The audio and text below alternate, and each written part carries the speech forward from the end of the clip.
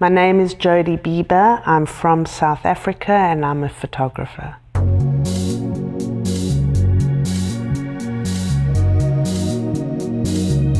In between, while I was working as a media planner, I decided to take 10 months off, and my father had given me a Nikon FM, and I took a backpack and I went to Eastern Turkey, to Israel, to a kibbutz, to Egypt, and like most of Europe over a 10-month period.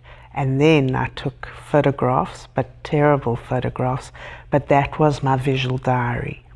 So I was photographing people. And I also noticed for myself that when I was traveling, for example, in Turkey, I didn't choose to go to Western Turkey where there are beaches and a lot of tourists go. I rather went to Eastern Turkey, which was, I suppose, a no-go zone for Western people at that time.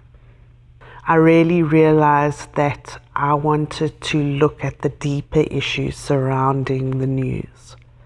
For me, like, to be able to get what I need to tell a real and true story, it's about letting the community and the people that are helping you in that community understand what you need and what you're looking for.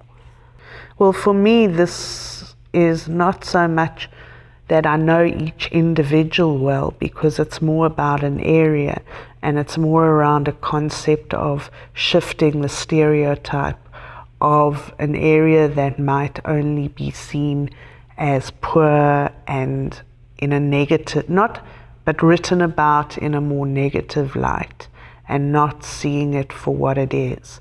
So for me, it very much was driving around Soweto, which has 32 different suburbs, and finding imagery that people had not necessarily seen from that area before.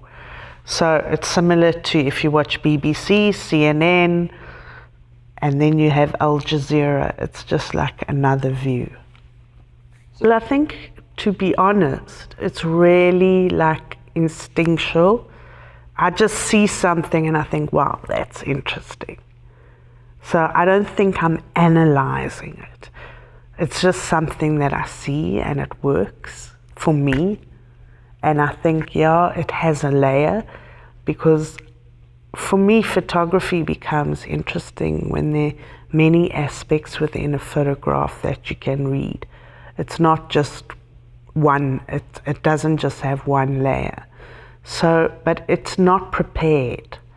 So it's just something I drive and I see, and then I photograph. And I just see that layer there immediately.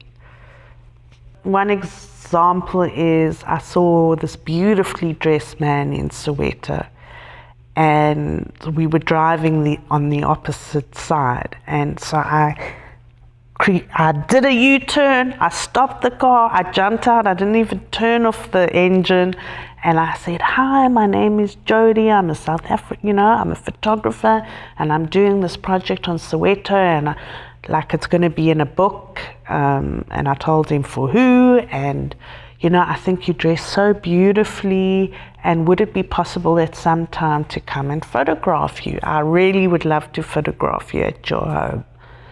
And he'd say, "Sure, come, let's go do it now." And off we went, and he played jazz, and I photographed him. And that's really how I do it. At a cocktail party, I would never be as open as that. But something about when I'm photographing, I don't mind doing things like that. I think that my work is a response to not only social ills, but I think about, like with Soweto, it was prior to the 2010 World Cup. So for me, it was important that people outside of South Africa saw some kind of normality, and not just like crime and violence and fear. So that would encourage them that it is okay to come to South Africa.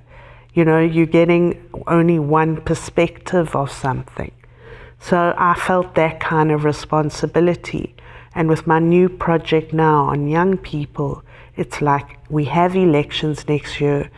2 days ago, while I've been here, we no longer have our president.